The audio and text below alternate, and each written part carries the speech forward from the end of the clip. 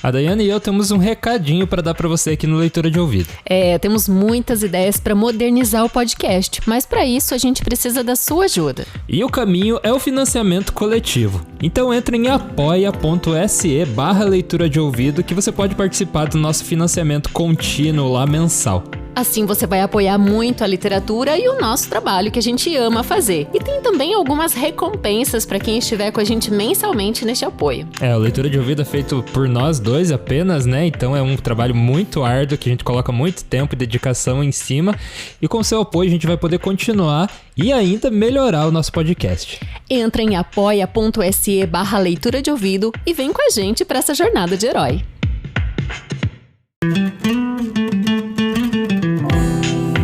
Bem-vindo ao Leitura de Ouvido, o podcast que transforma linhas em ondas sonoras. Uma pintura sobre a lareira se mostra repleta de tragédias, terrores e amores perdidos. O Leitura de Ouvido de hoje traz o conto A Garota Invisível, de uma das maiores autoras de todos os tempos, Mary Shelley, a criadora do Frankenstein. Boa leitura! A Garota Invisível, de Mary Shelley.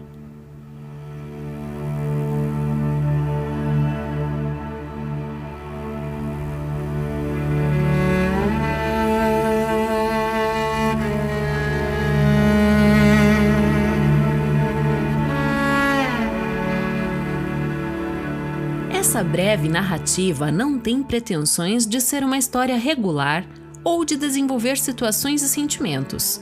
É apenas um pequeno esboço entregue quase como me foi narrado por um dos mais humildes envolvidos no caso.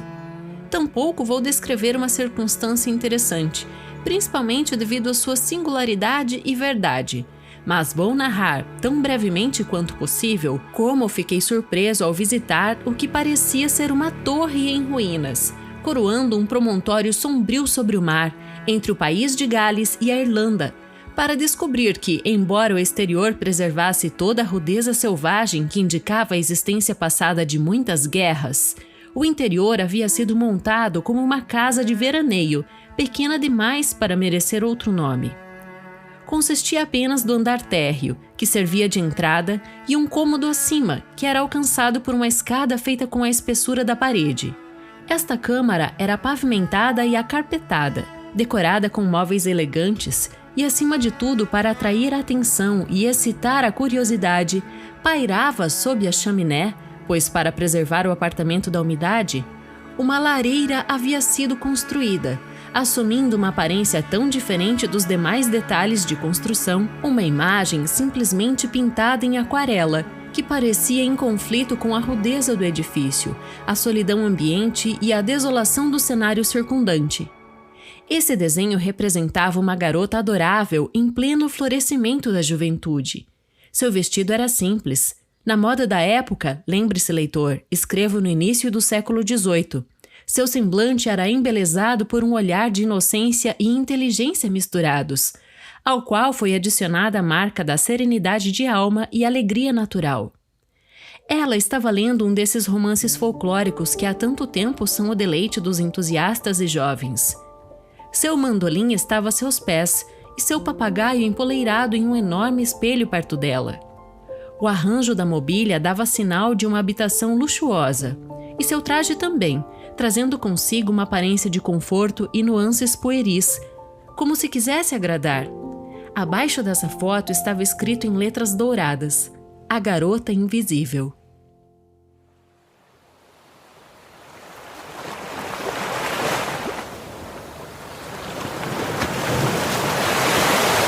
Vagando por um país quase desabitado, tendo perdido meu caminho e sendo assolado por uma forte chuva,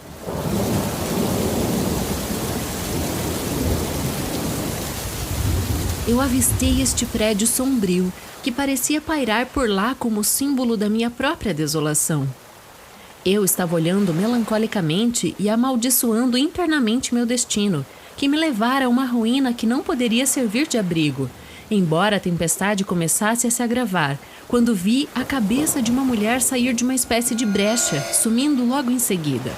Um minuto depois, sua voz feminina me chamou por dentro e, penetrando por um pequeno labirinto áspero que cobria uma porta que eu não havia observado antes, Tão habilmente o plantador conseguiu esconder a arte com a natureza. Eu encontrei a boa dama de pé na soleira, convidando-me a refugiar-me. Eu tinha acabado de me levantar da cama, ela disse, para cuidar das coisas como faço todos os dias, quando a chuva começou a cair. Gostaria de entrar até que ela termine? Eu estava prestes a observar que o catre duro ao lado de algumas gotas de chuva era melhor do que uma torre em ruínas e perguntar à minha gentil anfitriã se as coisas eram pombos ou corvos que ela viria cuidar, quando a esteira do chão e o carpete da escada me chamaram a atenção. Fiquei ainda mais surpreso quando vi o quarto acima. E, além de tudo, a imagem e sua inscrição singular, nomeando a garota como invisível, que o pintor havia colorido em uma visibilidade muito agradável, despertaram minha curiosidade mais viva. O resultado disso foi uma espécie de narrativa truncada, criada por minha imaginação e retificada por questionamentos futuros, até assumir a seguinte forma.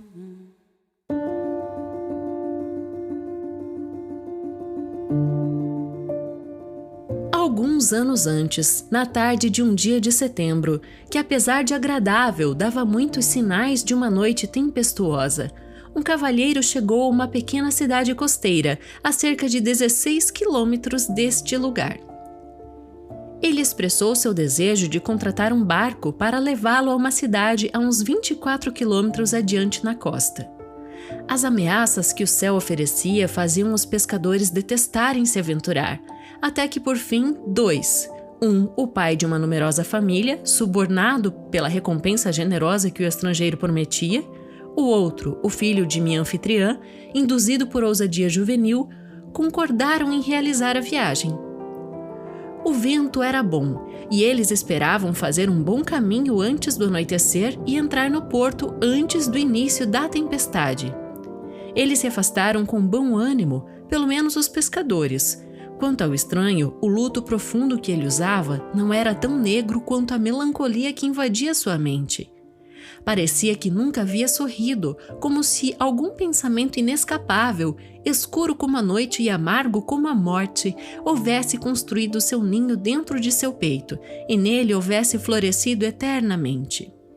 Ele não mencionou seu nome, mas um dos aldeões o reconheceu como Henry Vernon, filho de um baronete que possuía uma mansão a cerca de 5 quilômetros da cidade onde ele estava. Esta mansão foi quase abandonada pela família, mas Henry, em um rompante, visitou-a cerca de 3 anos antes e Sir Peter estava lá na primavera anterior por cerca de 2 meses.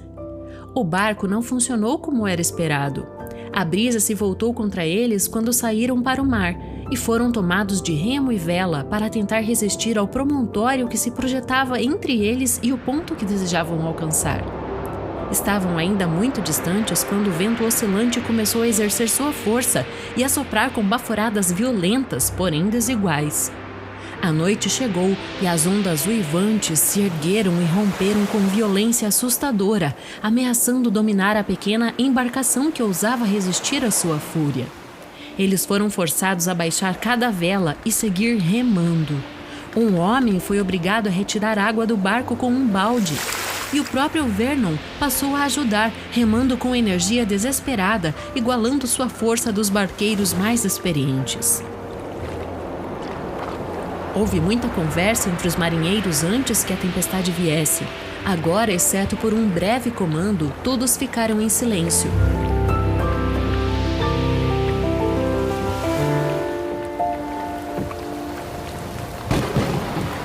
Um deles pensou em sua esposa e filhos e silenciosamente amaldiçoou o capricho do estranho que ameaçava não só a sua vida, mas o seu bem-estar.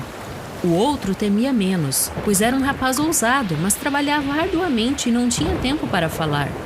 Vernon, lamentando amargamente a falta de consideração que o fizera levar os outros ao perigo, sem se importar necessariamente consigo próprio, tentou animá-los com uma voz cheia de entusiasmo e coragem e puxou ainda mais fortemente o remo. A única pessoa que não parecia totalmente concentrada no trabalho que ele fazia era o homem enfurecido. De vez em quando olhava intensamente em volta, como se o mar estivesse longe, em pleno tumulto, até que apertou os olhos para discernir algum objeto que passou a visualizar. mas tudo estava branco, a não ser quando as cristas das altas ondas se mostravam, ou mesmo uma espécie de levantamento de nuvens à beira do horizonte, que indicava uma tempestade ainda mais violenta. Por fim, exclamou: "Sim, eu vejo!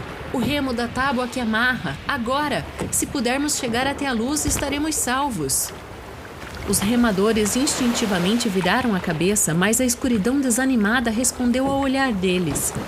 "Você não consegue ver", gritou o companheiro, "mas estamos nos aproximando. E por favor, Deus, sobreviveremos a esta noite." Logo ele pegou o remo da mão de Vernon, que exausto estava falhando em suas investidas. Levantou-se e procurou o farol que lhes prometia segurança. Brilhava com uma luz muito fraca. "Eu vejo", disse agora e mais uma vez. "Não é nada." Ainda assim, à medida que continuaram, sua vista ficava mais clara, firme e distinta ao passar pelas águas sinistras, que se tornaram mais suaves, de modo que a segurança parecia surgir do seio do oceano sob a influência daquele brilho cintilante. "Que farol é esse que nos ajuda em nossa necessidade?" perguntou Vernon, enquanto os homens, agora capazes de controlar seus remos com maior facilidade, encontraram fôlego para responder a sua pergunta. "Um farol encantado, eu acredito", respondeu o marinheiro mais velho. "Mas não menos verdadeiro. Queima em uma velha torre decadente, construída no topo de uma rocha virada para o mar. Nunca o vimos antes desse verão, e agora todas as noites é possível vê-lo, pelo menos quando se procura por ele. Não podemos vê-lo da nossa aldeia, e é um lugar tão fora do caminho que ninguém precisa passar perto dele, exceto por uma chance como essa. Alguns dizem que a chama é alimentada por bruxas, alguns dizem que por contrabandistas. Mas isso eu sei, 2 grupos têm procurado e não encontraram nada além das paredes nuas da torre. Tudo fica deserto de dia e escuro de noite e nenhuma luz foi vista enquanto estávamos lá, embora tenha ardido o suficiente quando estávamos no mar." "Ouvi dizer", observou o marinheiro mais jovem, "que é queimado pelo fantasma de uma donzela que perdeu seu amor por estas partes. O corpo machucado dele foi encontrado no pé da torre. Ela é chamada de Garota Invisível pelo nosso povo." Os viajantes haviam chegado ao local de desembarque ao pé da torre. Vernon olhou para cima, a luz ainda estava acesa. Com alguma dificuldade, lutando contra as rochas e cegos pela noite, eles conseguiram levar seu pequeno barco e arrastá-lo para a praia. Depois subiram a trilha íngreme, coberta de mato e madeira, e guiados pelo mais experiente deles, descobriram que a entrada da torre não tinha porta ou portão algum e que tudo estava escuro e silencioso como um túmulo, além de quase tão frio quanto a morte. "Isso não vai dar certo", disse Vernon. "Certamente nossa anfitriã mostrará sua luz, se não ela mesma, e guiará nossos passos sombrios por algum sinal de vida e conforto." "Vamos chegar à câmara superior", disse o marinheiro. "Se eu puder passar pelos degraus quebrados..." "Mas você não encontrará nenhum traço da Garota Invisível nem sua luz, isso eu garanto." "Verdadeiramente uma aventura romântica do tipo mais desagradável", resmungou Vernon, enquanto tropeçava no terrível desigual. "A mulher da luz do farol deve ser tão feia quanto velha, ou ela não seria tão rabugenta e inóspita." Com considerável dificuldade e depois de vários golpes e contusões, os aventureiros finalmente conseguiram chegar ao andar de cima, mas tudo estava vazio. E eles tiveram o prazer de se esticar no chão duro quando o cansaço, tanto da mente quanto do corpo, conduzia a encobrir seus sentidos durante o sono. Longo e sonoro era o sono dos marinheiros. Vernon descansou por 1 hora. Depois, afastando a sonolência e achando o chão duro inadequado para o repouso, levantou-se e colocou-se no buraco que servia de janela, pois não havia vidro, e não havendo sequer um banco áspero, encostou as costas na seteira, com o único descanso que ele poderia encontrar. Ele havia esquecido do perigo, do misterioso farol e de seu guardião invisível. Seus pensamentos estavam ocupados com os horrores do seu próprio destino e com o infalível sofrimento que se assemelhava a um pesadelo noturno em seu coração. Seria necessário um volume de bom tamanho para relacionar as causas que haviam transformado o outrora feliz Vernon no mais lastimoso enlutado que jamais se apegara às armadilhas externas da dor, como leves símbolos do sofrimento interior. Henry era o único filho biológico de Sir Peter Vernon, e tão mimado pela idolatria de seu pai quanto o temperamento violento e tirânico do velho baronete permitiria. Além dele, uma jovem órfã foi educada na casa de seu pai, que da mesma forma foi tratada com generosidade e bondade, e ainda assim viveu em profunda reverência pela autoridade de Sir Peter, que era viúvo. E estes 2 filhos eram tudo o que ele tinha para exercer seu poder, ou para quem estender seu afeto. Rosina era uma garota de temperamento alegre, um pouco tímida e cuidadosa para não desagradar seu protetor, mas tão dócil, tão bondosa e tão afetuosa que sentiu ainda menos do que Henry o espírito dissonante de seu pai. É um conto frequentemente contado. Eles eram companheiros de brincadeira de infância e amantes em dias posteriores. Rosina teve medo de imaginar que esse afeto secreto e os votos que eles prometeram pudessem ser desaprovados por Sir Peter. Mas às vezes ela se consolava pensando que talvez fosse, na verdade, a noiva destinada a Henry, educada com ele e moldada para sua futura união. E Henry, embora achasse que não era esse o caso, resolveu esperar até que fosse maior de idade para se declarar e realizar seus desejos de tornar a doce Rosina sua esposa. Enquanto isso, ele teve o cuidado de evitar a descoberta prematura de suas intenções, de modo a proteger sua amada garota da perseguição e do insulto. O velho cavalheiro era muito convenientemente cego. Ele vivia sempre no campo e os amantes passavam a vida juntos, livres e sem reprimendas. Foi o suficiente para que Rosina tocasse seu mandolim e cantasse para Sir Peter antes de dormir todos os dias depois do jantar. Ela era a única mulher na casa acima do nível de uma criada e cuidava de seus próprios afazeres. Mesmo quando Sir Peter franziu a testa, suas carícias inocentes e sua voz doce foram poderosas para suavizar a rudeza de seu temperamento. Se alguma vez o espírito humano viveu em um paraíso terrestre, tal espírito fora Rosina. Seu amor puro felicitou-se pela presença constante de Henry. E a confiança que sentiam um no outro e a segurança com que esperavam o futuro transformaram seu caminho em uma das rosas sob um céu sem nuvens. Sir Peter era o pequeno obstáculo que apenas tornava o tete-a-tete mais encantador, mas dava valor à solidariedade que eles expressavam um pelo outro. Um dia, repentinamente, uma pessoa sinistra apareceu na casa de Vernon, na forma de uma viúva irmã de Sir Peter, que, tendo conseguido matar o marido e os filhos com os efeitos de seu temperamento vil, veio como uma arpia, gananciosa por nova presa, alojar-se sob o teto do irmão.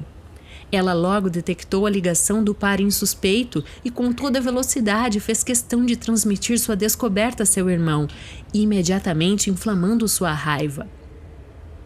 Através de seu artifício, Henry foi repentinamente despachado em suas viagens ao exterior, para que o caminho se tornasse livre e a perseguição a Rosina se iniciasse.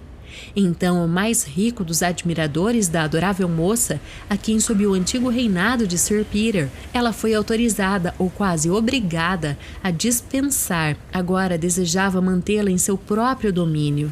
Ela foi escolhida e obrigada, assim, a casar-se com ele.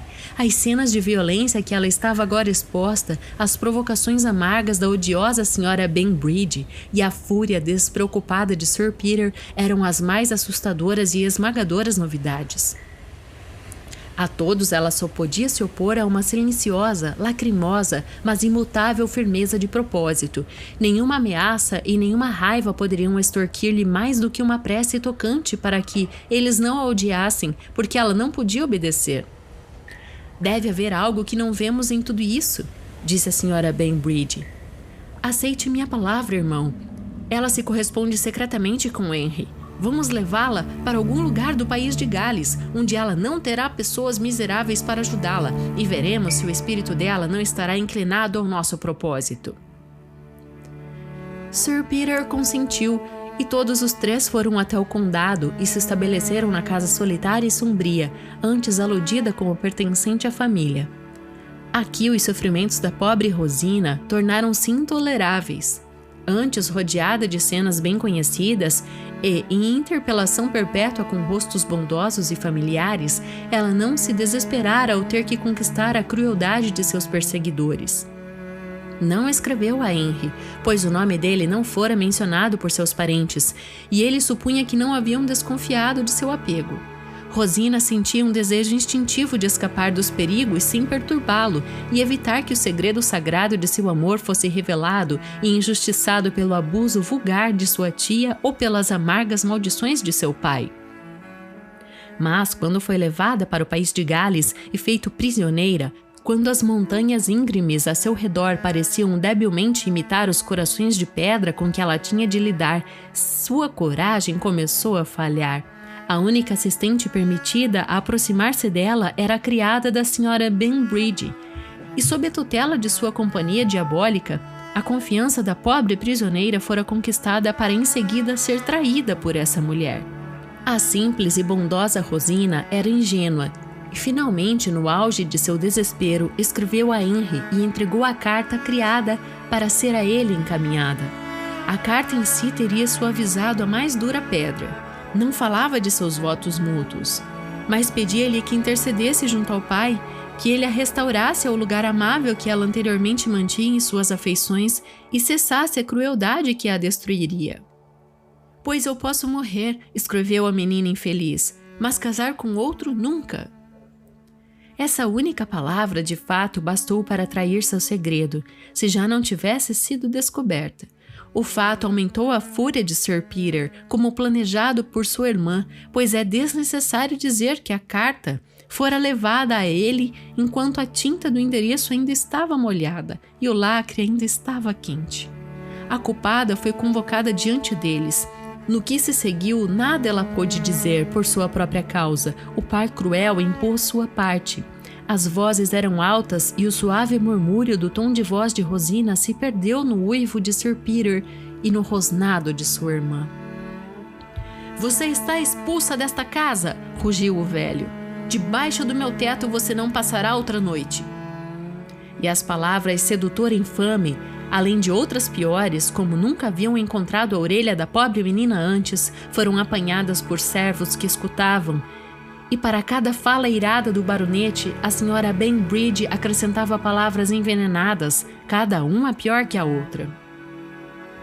Mais morta do que viva, Rosina foi finalmente dispensada. Se guiada pelo desespero, se aceitava literalmente as ameaças de Sir Peter ou se as ordens de sua irmã eram mais decisivas, ninguém sabia, mas Rosina saiu de casa. Um criado a viu atravessar o parque, chorando e apertando as mãos ao passar. O que aconteceu com ela, ninguém poderia dizer. Seu desaparecimento só foi revelado a Sir Peter no dia seguinte, e então ele demonstrou ansioso que seguiria seus passos e que a encontraria, e que suas palavras haviam sido apenas ameaças vãs. A verdade é que, embora Sir Peter tenha se esforçado para evitar o casamento do herdeiro de sua casa com a órfã sem pertences, outrora objeto de sua caridade, em seu coração ele amava Rosina e metade de sua violência para com ela se tornou em culpa por tê-la tratado tão mal. Agora o remorso começou a incomodá-lo, após vários mensageiros voltarem sem notícias de sua vítima.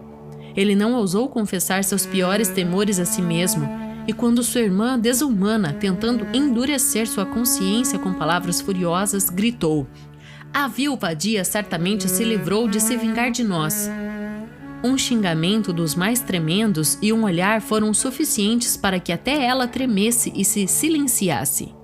Sua conjectura, no entanto, parecia muito verdadeira. Um riacho escuro e apressado que fluía na extremidade do parque, sem dúvida recebeu a forma adorável e apagou a vida dessa menina desafortunada. Sir Peter, quando seus esforços para encontrar se mostraram infrutíferos, retornou à cidade, assombrado pela imagem de sua vítima e forçado a reconhecer em seu próprio coração que daria de bom grado sua vida se pudesse vê-la novamente, mesmo que como a noiva de seu filho. Filho este, de quem o questionamento ele estremecia como o mais covarde, pois quando Henry foi informado da morte de Rosina, ele rapidamente voltou do exterior para perguntar a causa e para visitar seu túmulo e lamentar sua perda nos bosques e vales que tinham sido as cenas de sua felicidade mútua. Ele fez 1000 perguntas e um silêncio sinistro respondeu por si só.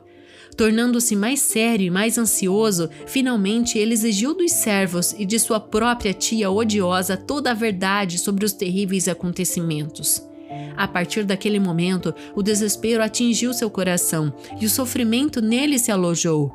Ele fugiu da presença de seu pai e a lembrança de que alguém a quem ele devia reverenciar era culpado de um crime tão obscuro o assombrava, assim como as antigas Eumênides atormentavam as almas dos homens entregues às suas torturas. Seu primeiro e único desejo era visitar o país de Gales e descobrir se alguma nova descoberta havia sido feita e se ele era possível recuperar os restos mortais da perdida Rosina para satisfazer os anseios inquietantes de seu coração miserável. Nessa expedição ele estava preso quando fez sua aparição na aldeia anteriormente citada e agora na torre deserta seus pensamentos estavam ocupados com imagens de desespero e morte e o que sua amada sofrera antes de sua natureza gentil ter sido forçada a tal ato de infortúnio. Enquanto imerso em devaneios sombrios para os quais o monótono rugido do mar fazia companhia adequada, as horas voaram e Vernon finalmente percebeu que a luz da manhã estava rastejando em seu retiro oriental. E, alvorecendo sobre o oceano selvagem, que já quebrava em tumulto furioso na praia rochosa. Seus companheiros então se levantaram e se prepararam para partir.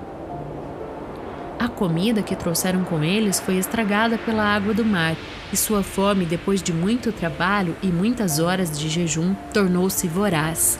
Era impossível colocar no mar o barco quebrado, mas havia uma vila de pescadores a cerca de 3 quilômetros de distância em uma entrada na baía, onde um dos lados da torre fora formado na parte mais alta e com isto eles se apressaram a consertar seu próprio barco. Não gastaram um segundo a mais pensando na luz que os salvara, nem sobre sua causa, deixando a ruína em busca de um asilo mais hospitaleiro. Vernon deu uma olhada ao redor quando ele a abandonou, mas nenhum vestígio de um habitante atingiu seu olho, e ele começou a se convencer de que o farol tinha sido apenas uma fantasia. Chegando a uma cabana que era habitada por um pescador e sua família, eles tomaram um café da manhã caseiro e então se prepararam para voltar para a torre, para reajustar o barco e, se possível, colocá-lo de volta ao mar. Vernon os acompanhou junto com seu anfitrião e o filho deste. Várias perguntas foram feitas sobre a garota invisível e sua luz, cada uma concordando que a aparição era nova e que ninguém podia dar uma explicação de como o nome se tornara fixado à causa desconhecida dessa aparição singular. Embora ambos os homens da cabana afirmassem que 1 ou 2 vezes tinham visto uma figura feminina no bosque adjacente e que, em vez de quando uma garota estranha aparecia em outra cabana a 1,5 km de distância, do outro lado do promontório e comprava pão. Eles suspeitaram que se tratava da mesma pessoa, mas não tinham certeza. Os habitantes daquela cabana, na verdade, pareciam muito estúpidos até para sentir curiosidade e nunca haviam feito nenhuma tentativa de descoberta. O dia todo foi gasto pelos marinheiros para consertar o barco, e o som dos martelos e as vozes dos homens trabalhando ressoavam ao longo da costa, misturados com o barulho das ondas. Não era a hora de explorar a ruína de alguém que, fosse humano ou sobrenatural, evidentemente se retirou do convívio com todos os seres vivos. Vernon, no entanto, foi ao local onde ficava a torre e procurou em todos os cantos em vão. As paredes desbotadas e vazias não davam sinal de servir de abrigo, e mesmo um pequeno espaço na parede da escada, que ele não havia observado antes, estava igualmente vazio e desolado. Deixando a torre, vagou pelo bosque de pinheiros que a rodeava, e desistindo de pensar em resolver o mistério, logo foi tomado por pensamentos que tocaram seu coração, quando, de repente, apareceu no chão a seus pés a visão de um sapato. Desde Cinderela, um sapatinho tão pequeno quanto aquele não havia sido visto. Caso o sapato pudesse falar, contaria uma história de elegância, beleza e juventude. Vernon o pegou.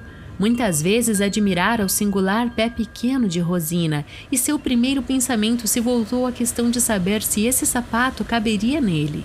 Era muito estranho, deveria pertencer à garota invisível. Então havia algum tipo de fada que acendia aquela luz, uma forma com tal substância material que seu pé precisava ser calçado. E ainda assim, calçava-se com um sapato tão fino e requintado que se parecia exatamente com o que Rosina usava. Mais uma vez, a recorrência da imagem da amada morta veio à tona através dele, e mil associações caseiras, infantis embora doces e parecidas com amoras, embora insignificantes, tão cheias de coração, vieram a Vernon, de modo que ele se atirou ao chão e chorou mais amargamente do que nunca pelo destino miserável da doce órfã. À noite, os homens pararam o trabalho e Vernon voltou com eles para a cabana onde deveriam dormir, com a intenção de prosseguir a viagem, se o tempo assim permitisse, na manhã seguinte. Vernon não disse nada sobre o sapato e retornou com seus rudes companheiros. Muitas vezes ele olhou para trás, mas a torre erguia-se escura sobre as ondas negras e nenhuma luz aparecia. As preparações tinham sido feitas na cabana para sua acomodação, e a única cama ali oferecida a Vernon, mas ele se recusou a privar sua anfitriã, e espalhando sua capa em um monte de folhas secas, esforçou-se para se entregar ao repouso. Ele dormiu por algumas horas e quando acordou, tudo estava quieto, a não ser pela respiração ofegante dos que dormiam no mesmo cômodo. Levantou-se e, indo até a janela, olhou para o mar agora plácido em direção à torre mística. A luz estava acesa, enviando seus raios esguios pelas ondas. Felicitando-se por uma circunstância que ele não previra, Vernon deixou a cabana suavemente e, envolvendo o manto em sua volta, caminhou com passos rápidos pela baía em direção à torre. Quando ele a alcançou, a luz ainda estava queimando.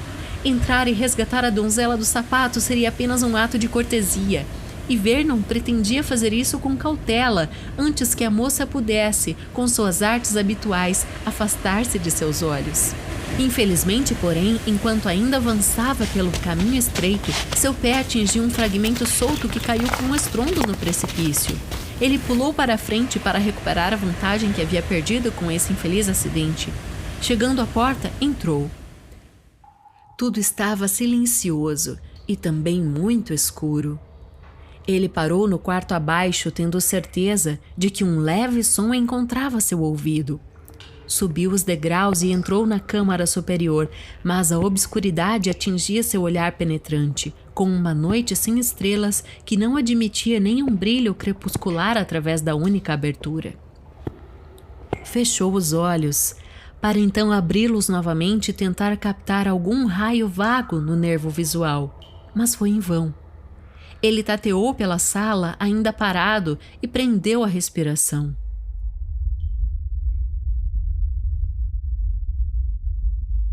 Então, ouvindo atentamente, teve a certeza de que mais alguém ocupava a câmara com ele e que a atmosfera estava ligeiramente agitada pela respiração do outro. Ele se lembrou da entrada na escada, mas antes de se aproximar, ele falou, após hesitar por um momento. Eu devo acreditar, disse, que o infortúnio por si só pode causar sua reclusão. E se a assistência de um homem, de um cavalheiro... Uma exclamação o interrompeu. Uma voz de sepultura falava seu nome. O sotaque de Rosina dizia...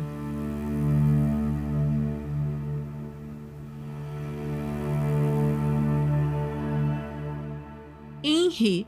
Será mesmo Henry quem eu ouço? Ele correu para a frente em direção ao som e segurou em seus braços a forma viva de sua própria triste garota, sua própria garota invisível, como ele a chamou. Pois ainda, quando sentiu o coração dela bater perto do dele e quando ele entrelaçou a sua cintura com o braço, apoiando-a para que ela não caísse ao chão tamanha agitação, ele não podia vê-la. E quando seus soluços impediram sua fala, o mesmo instinto que encheu seu coração de alegria tumultuosa lhe disse que a forma esbelta e perdida que ele pressionava com tanto carinho Era a sombra viva da beleza que ele adorava, semelhante à da deusa Hebe. Amanhã encontrou este casal estranhamente reunido no mar tranquilo, navegando com um bom vento para leste. De lá, eles deveriam seguir para a casa de Sir Peter, onde 3 meses antes, Rosina havia sido expulsa em agonia e terror. A luz da manhã dissipou as sombras que a cobriam e revelou a bela pessoa que era a garota invisível. Com as mudanças de fato, ela estava sofrida e aflita, mas ainda mantinha o mesmo sorriso doce que brincava em seus lábios, e a luz tenra de seus suaves olhos azuis era dele novamente. Vernon pegou o sapato e mostrou-a a causa que o levara a resolver o mistério da guardiã do farol místico. Mesmo agora, ele não ousava perguntar como ela vivera naquele lugar desolado ou por que ela evitava tanto ser vista por outros, quando a coisa certa a se fazer teria sido procurá-lo imediatamente. Uma vez que, sob seus cuidados e amor, nenhum perigo precisaria ser temido. Mas Rosina se encolheu enquanto ele falava e uma palidez mortal apareceu em suas bochechas enquanto ela sussurrava baixinho: "A maldição de seu pai, as terríveis ameaças de seu pai." Parecia de fato que a violência de Sir Peter e a crueldade da Sra. Banbridge haviam conseguido impressionar Rosina com um terror selvagem e inquestionável. Ela fugira de casa sem planejamento ou previsão, impelida pelo horror frenético e pelo medo irresistível, praticamente sem dinheiro, e não lhe parecia possível voltar até lá. Ela não tinha nenhum amigo, exceto Henry, no vasto mundo. Para onde ela poderia ir? Caso tivesse procurado Henry, teria selado seus destinos ao sofrimento, pois com palavras ásperas, Sir Peter declarara que preferia vê-los em seus caixões do que casados. Depois de vagar por ali, escondendo-se durante o dia e se aventurando a sair apenas à noite, ela chegara a esta torre deserta que parecia um lugar de refúgio. Ela não sabia dizer há quanto tempo permaneceu morando por lá. Rosina ficava na floresta durante o dia, ou dormia na abóbada da torre, um asilo que ninguém conhecia ou havia descoberto. À noite ela queimava a lenha dos pinheiros, era o seu momento mais querido, pois parecia que a segurança vinha com a escuridão. Ela não sabia que Sir Peter havia deixado aquela parte do país e ficou aterrorizada com o receio de que seu esconderijo lhe fosse revelado. Sua única esperança era que Henry voltasse, que ele nunca descansaria até que a encontrasse. Ela confessou que o longo intervalo e a aproximação do inverno a haviam desanimado. Ela temia que com sua força estava falhando, e sua forma pendia para um esqueleto, que ela pudesse morrer e nunca mais veria seu próprio Henry. Uma doença, de fato, apesar de todos os seus cuidados, seguiu-a em seu caminho para a segurança e o conforto da vida civilizada. Passaram-se muitos meses antes que a cor revisitasse suas bochechas e seu corpo recuperasse sua velha forma. Ela se assemelhava mais à imagem de si desenhada em seus dias de felicidade, antes que qualquer evento triste a assolasse. Era uma cópia desse retrato que decorava a torre, a sina de seu sofrimento, da qual eu encontrava abrigo. Sir Peter, muito feliz por se sentir aliviado das dores do remorso e alegre ao ver sua querida órfã, a quem ele realmente amava, agora estava tão ansioso a abençoar a união dela com seu filho, quanto antes estava inclinado a repeli-la. A Sra. Banbridge nunca mais foi vista. Todos os anos eles passavam alguns meses na mansão outrora abandonada, o local onde se casaram em meio a tanta felicidade e onde a pobre Rosina despertara novamente para a vida e a alegria depois de suas cruéis perseguições.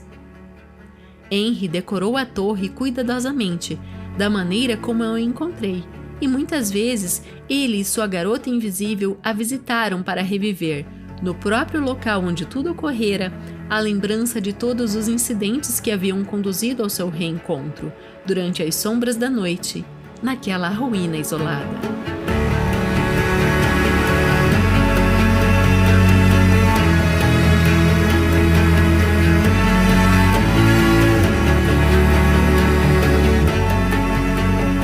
Chegamos ao fim da leitura de ouvido. Obrigado por nos acompanhar até agora e esperamos que você tenha gostado. Se você gostou desse podcast, vai ajudar muito se você compartilhar ele com alguma pessoa que também gosta de leitura como você. E a gente te vê na próxima leitura.